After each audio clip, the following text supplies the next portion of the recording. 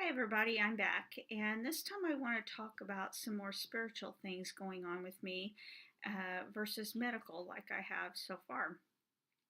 So, lately I have found myself prioritizing my day since I only have so many hours where I feel like I have the energy to do things. I have been prioritizing incorrectly. I've spent my mornings trying to straighten up the house, make phone calls to insurance and doctors, and then I will have lunch, and then I will take a nap, and by the time it's all over, I'm picking the kids up from school, making dinner, and beat and going to bed.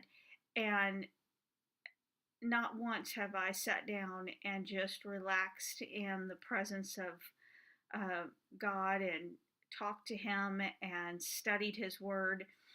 And so I try to cram it in at the end of the day. And what I have found is my days are getting heavier, that I'm less happy and bubbly. I'm less confident. Worry seeps into my mind, and then that's the tone of which my prayers are in the evening, and I fall asleep depressed.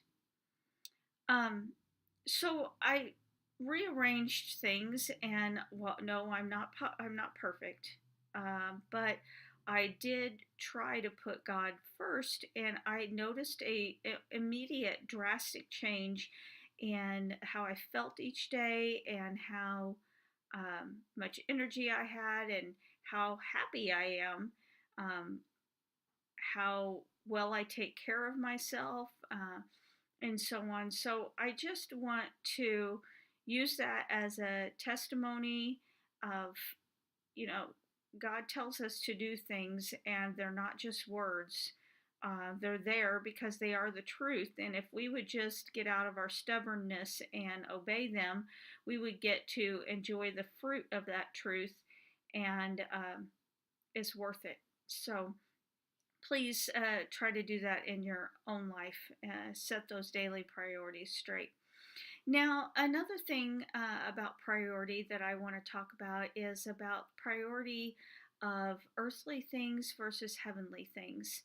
Um, Heaven is not something we can see and touch as we are here on earth.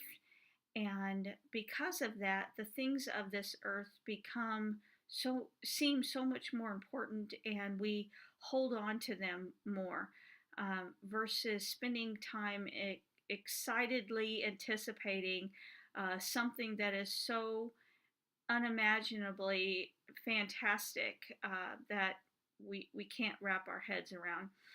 And there was a devotional that I was doing. It's a lady that is in a similar situation to mine. Her daughter is like 7 or 8 years old, mine are 15, but much of it still applies. And I want to read it to you and give you my thoughts throughout. So, um,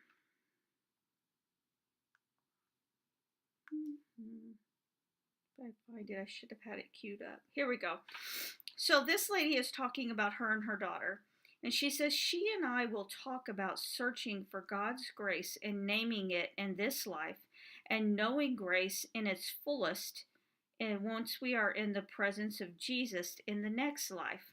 So she's trying to teach her daughter that the this great peace that you feel in your heart when you have the grace of Jesus here in this life is only a fraction of what is to come. But in the tension between the two worlds, this life and life with God, there has to be mercy for us because we lack understanding of just how fabulous it is. In our pain, we want to remain together here on this earth.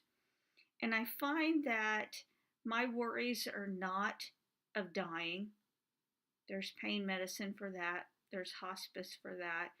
My worries are not where I'm going to be once I do die. Will it be painful?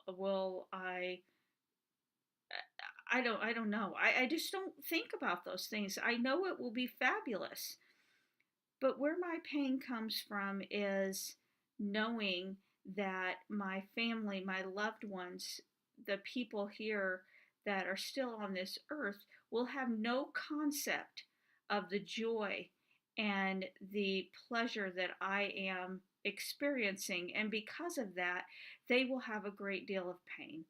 And I don't want them to have a great deal of pain, but just like God can't explain to me how much better it will be, I cannot explain to you or to my family that I am going to be so happy and feel so good that there's absolutely no need to be sad about it, and to help let go of all of the things of this earth, knowing that it is just a split second of eternity.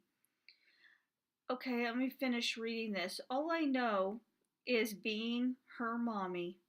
That yearning is who I am. I feel the same way. It's my calling. Each moment I live in the grace of that high calling. I will not and I cannot divorce myself from the desires to always want to be here with my family. Now, I suspect this lady has since passed on, but I suspect that she knows now and that she has been able to divorce herself from the earthly pleasures because of the heavenly pleasures that she now enjoys. But that that's just an easy way for me, going through her words here, for me to explain to all of my family and friends how I feel. My heart aches for the pain that everyone else will endure, and I want to be here as long as I possibly can because this is what I love. These are the people I love. I love being a mom, a sister, a daughter, and I want to do that as long as possible. Um, but I know that whenever it is time, um, I will be happy about that time too. Uh, I guess that's all I can really say about that. Love you guys. Bye.